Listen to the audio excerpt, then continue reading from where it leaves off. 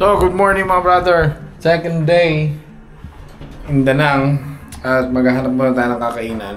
Dito lang muna tayo sa mga malapit dito sa hotel kasi dami na makainan dito. So, namin yung motor. Ano?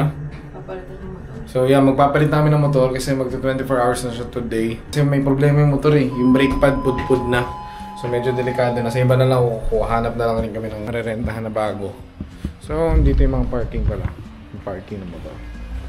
Yung motor natin. Hindi ito yung sa atin.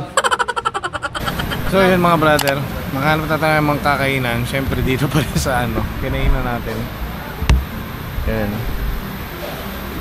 So dito pa rin tayo kumain kasi alam mong malinis. Siyempre biro lang yung mga kalawang-kalawang, no? Dito kasi alam mong malinis, mabilis yung serving. So tsaka maraming pumupunta. Hindi siya nawawalan ng customer, parang tuloy-tuloy lang. So in order naman natin ngayon is gyodon. So ano siya? 30,000 Vietnamese dong. And ano pa ba? Ano ba yung order mo? Stir fried salted beef. So yun. Ano lang siya? 59,000 dong. Ganun. So yun. Tignan mo na, hintayin lang natin yung order natin. So dumating yung order natin. Akala ko may ano siya. Akala ko may pansit. May ano siya. May pansit something. Ganun, yung stir fried. Literal pala na ano lang. Baka lang. Then, yun yung gyodon niya. Wala. Order na lang ako ng noodles. So, tikman natin yung gyodon.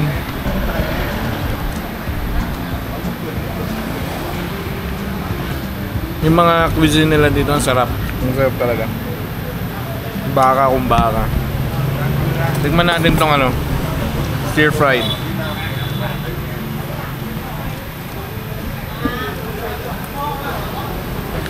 Sobrang lambot. Pagkagat mo walang effort. Sobrang lambot. Sabi siguro may suka yan. Ano to? Kainin mo. Stir fried na lang. Hindi ka nakain ba? So yung what's up mga brother, nakahanap na tayo ng pagrerentahan natin bagong motor. Malapit lang siya sa hotel na init. Sensya na pawis ako. Malapit lang siya sa hotel natin. Bale, 800 meters lang siya away from the hotel. So, ang maganda dito kasi is kahit kunyari malayo ka sa hotel, hindi mo na kailangan iiwan yung passport mo. So, picture lang, okay na. So, ang dami yung pagpipilian dito. Like, ayan siya. Ayan. So, may PCX rin. May manual. Kung gusto mo na manual. So, ayan. Tapos, pwede pa nilang i-deliver. Since dala pa natin yung motor natin, isosurrender ko na. So, naman problema ako kanina kung sino magdadrive. So, pwede pala sila na lang mag-deliver. So, ganun ka-convenient yung mga motorcycle rental dito. And, per day lang, 5 days na nga namin inirentahan. Per day is 120,000 Vietnamese dong. So, may discount na yun kasi nga 5 days kayo. Then, ayun lang, nag-deposit na kami ng 500,000 dong. Yung dineposit namin. Then, ayun na, pas ang pinaka-kinagandahan is hindi mo kailangan iiwan yung passport mo. That's it.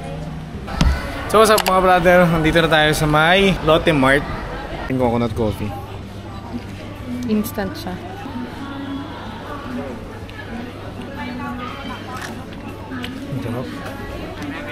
Which one is that? Here. This one. Get one. Dito tayo sa? Yung mga pretties dito kapay. Duri. Coffee. What is this? This one? No. Can I try this? Durian. Thank you. So ito durian na kape. Ako may durian din. Sarap. Thank you. Kakaiba yung lasa niya. Lasang durian? Lasang durian siya na kape. Ayun na, coconut coffee. Is that coconut coffee? Ito, coconut coffee pero ibang brand. Sarap din, parehas lang. Ano mas sarap? Ayun na ito. Ang una. Parang nasusuyo na. Thank you. So another buraot de. Coconut coffee. Go. Cappuccino. Coffee?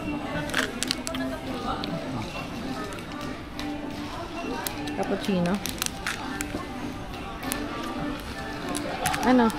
Sarap. Thank you. Ano, get one? Ikaw, subukan mo ulit. Ay, sige. Say no sugar, hemp-free. Yeah, one. Can you try? No. Get ka. Ito na lang latte. Yan. Wow, thank you. Ayun nga. Kumuha na tayo na to. Itong coconut coffee. Iba yung lasa ng mga kape nila dito. Hindi mo ma-explain kung bakit ang linamlam. Basta ang sarap. So kumukuha kami ngayon ng mga instant coffee kasi ito yung nakikita namin sa mga TikTok. Ito. So hindi ko lang alam kung ito masarap. Black coffee ata yun eh. Hindi. So yun yung sabi na masarap daw. Yung G7. Pero yun, let's see. 320. At naglalakad-lakad nga tayo. Maghahanap tayo ng kape. Dito. Ang sarap maglakad dito. Tingnan mo. Ayan o. Yan yung kaluwagan niya, katahimik. Hindi polluted. Alam mo yun, hindi mausok, hindi maano. Basta hindi nakakairita. So ang sarap maglakad kasi ang lawak rin ng mga ano. Tsaka pansin ko lahat ng store dito. Siguro sa ating kasi mga tambay pinapalis. Dito ba lahat ng store may tambayan. As in, nung pagdating namin ng mga madaling araw, may mga nagpupusoy, tong eats. Basta nagbabaraha, hindi sila sinisita. So ganun ka luwag dito. Yeah, just one only. Yeah. Right, so nandito na tayo. Hindi kasi ano pong pinunta mo dito? Kape nga dito. Hindi kasi siya nagkakape. So ako lang yung nagkakape. So yun, ang in-order natin is latte. Doon lang muna tayo sa safe. Wala kasi nung gusto ko matikman yung egg coffee nila. Kaso wala dito sa wala sa menu nila. So tingnan mo kung gaano kamura.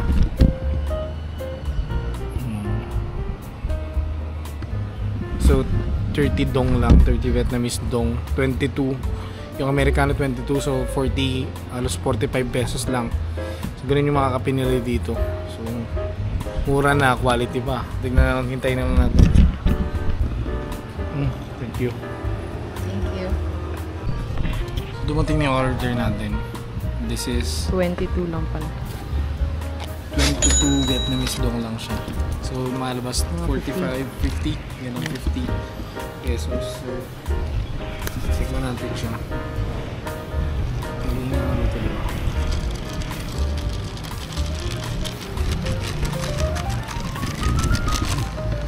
Taste natin. Alam mo, kahit tayo siguro kainin mo, sabihin mo masarap. Sinasabi ko kung hindi sulit, kung sakto lang. Pero ito ang sarap, para sa 50 pesos. Alam mo, may ganito lang kape yan sa mga trabaho. Naku, mabenta. Hindi siya mahilig sa kape. Ayun na talaga ng kape, ewan ko. Pero para sa akin, sarap. So yun, hindi ko pala nabanggit. May libreng rin pala sila. May libreng tsaka kala ko Mountain Dew eh. So busin ko na lang. Parating na yung At parating na yung in-order, yung pinagrentahan natin ng motor.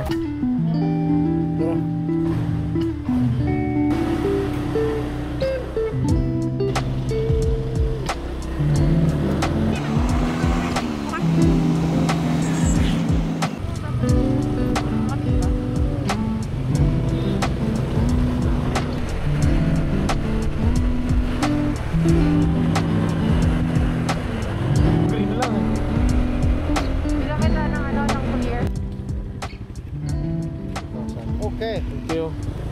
Come on. Ay mga brother, nagbayad lang tayo ng 20,000 dong. So parang magiging parking siya. So titignan natin kung ano itsura ng beach.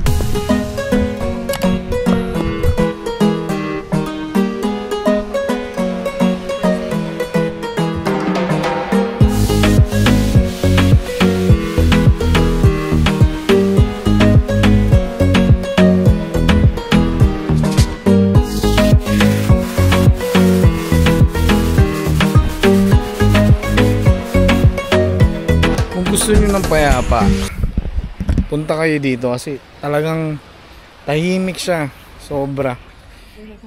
Okay, kasi dun city, parang yun yung pinaka city. So dito is parang ito na yung rural niya, rural part talaga ng Danang. Ayan siya, ito. So alam mo yun, parang buhay probinsya kabe. Napakalinaw nito. Ito galing, galing siya ng Nature Spring. Ha! So ayun, so sila ay namimingwit sila. Namimingwit sila doon. What? Hindi ba ako tawag? Akala ko tawag. Ano yung umuusok? Clouds lang ba yun? Barbecue. Ano ko? So ayun, ayun na naman siya dito. Kung gusto nyong masarap iuwi nito Bio sa Pasko. Oh. Tingnan mo yung mga ano dito, tabi-tabi po. Ayun pang Christmas tree, di ba? Oh. Smiley, smiley, little boy, jumping puppy, puppy word. Well, like a fairy tale comes true. It might be your good time. So, nandito na tayo ulit sa Mikey Beach. At balak namin mag-swimming kahit gabi na. So, buhay na buhay pala ito pag bandang gabi. Ayan o, mas maraming tao ngayong gabi. Ayan, nakikita nyo. Tapos, ayan, may mga food stall sa mismong daan. So, pag nagutom kayo kaka-swimming, pwede kayo bumili. Ito mga coffee. Coffee or ano. Ayan o. Kaya, so hindi lang swimming yung pwede nyong gawin dito. May mga surfing, speedboat. Yan, so may speedboat. Pag ano pala, pag gabi na, may tumatawag rin, so pipituhan kayo para umahon na. Ayan sila oh. Nag-aahuan na yun yung mga langgam. Umaahon na sila sa mga ano, sa dagat. Ayan, so kung naririnig nyo, pumipito na rin pala. Ang oras ngayon is 6 PM pala ang last call. So hanggang 6 PM lang pwede maligo. So beyond that, wala na, bawal na. So ayun nga mga brother, gabi na, tapos na tayo sa Mikey Beach, tumambay. So kainan na tayo. So dumating na yung stir fried beef natin. So ayan siya. Ang dami pala. Ang dami niya. So tikman natin. Hinihintay na lang natin yung egg fried rice.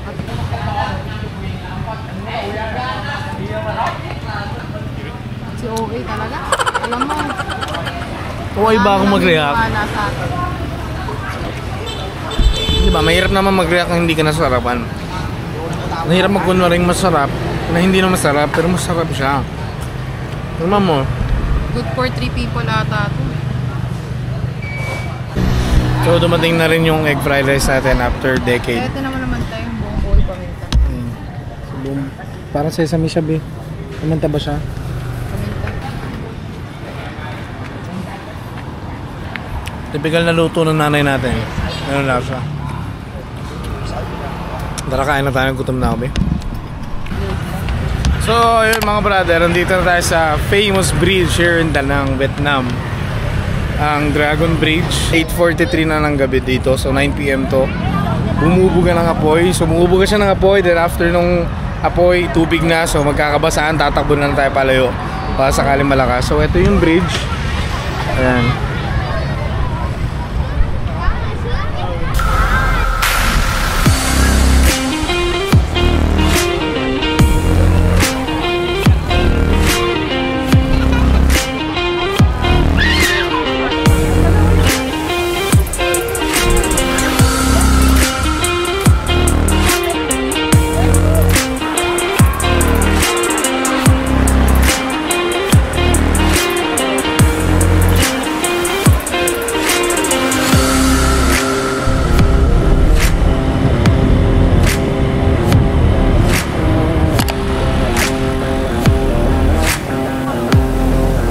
So yun na nga mga brother, hindi pa tayo naka-over.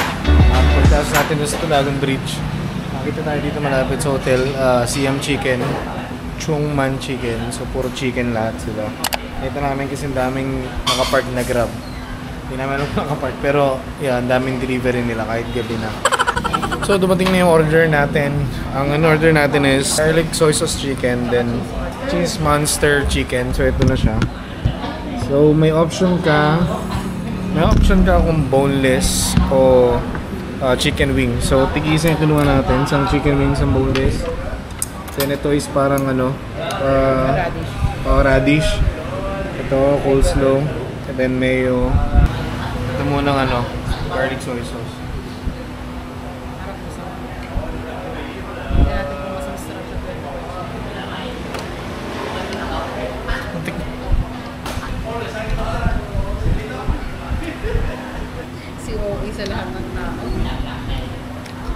siya. Ang laman, sobrang siksik yung laman niya kahit boneless, sobrang siksik. Sarap.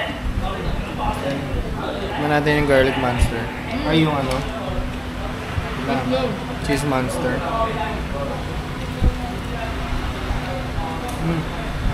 Kalasa niya yung snow cheese sa 24 chicken.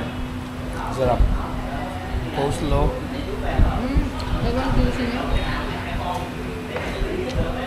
Sarap. Sarap lahat.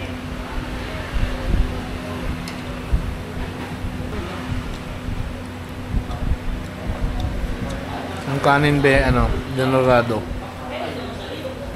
Yun lang, kaya muna tayo. Ang total price nito is 165,000. Pero sulit siya. Masarap, masarap. Recommend, highly recommended. Chung Man Chicken, CM Chicken. Smiley, smiley.